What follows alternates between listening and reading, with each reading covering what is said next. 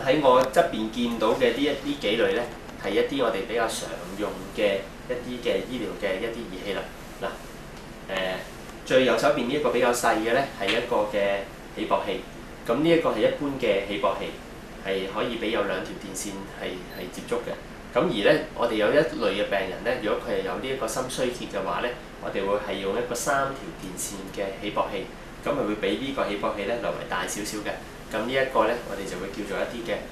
同步嘅一啲起搏器。咁呢啲嘅起搏器咧，就會增加心臟嘅機能，同埋咧係會減低咧呢一個因為心衰竭引起嘅一啲心亂啊，或者係一啲死亡率嘅。咁呢一隻儀器咧就係比較細少少，咁咧會喺個皮下面做一個小嘅手術，解開藏入去。咁呢一個係一個其實都係一個比較低風險嘅手術，只係需要做局部麻醉咧就可以安裝㗎啦。咁安裝嘅時間咧，大約就會係1到2個鐘頭咁嘅時間啦。咁呢一個咧就係叫做除顫器。咁除顫器嘅意思咧就係話咧，佢有一個嘅感應心臟係有一啲所謂嘅嚴重嘅心律失常嘅情況。咁譬如當個心跳得好快好亂，或者個心佢突然之間亂到接近停頓嘅時候咧，呢個儀器咧就會喺幾秒間咧，佢就會喺個心臟面做咗感應之後咧，就會俾一個嘅好大嘅電流嘅電量咧，就會做一個體內嘅電擊。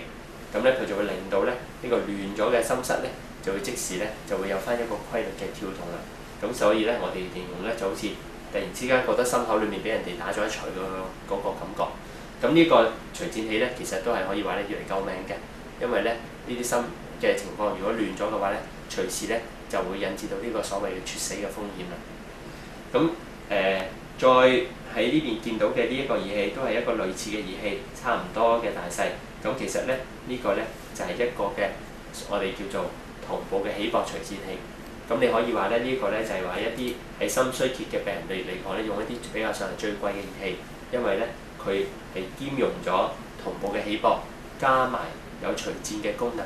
咁平時咧佢會幫病人咧做一個適當嘅起搏，嚟到提升心臟嘅機能，減低嗰個唔舒服，同埋增加嗰個運動嘅能耐。但係當個心亂嘅時候咧，佢亦都會即時有一個除顫嘅作用。咁所以咧，我哋叫做一個嘅除顫嘅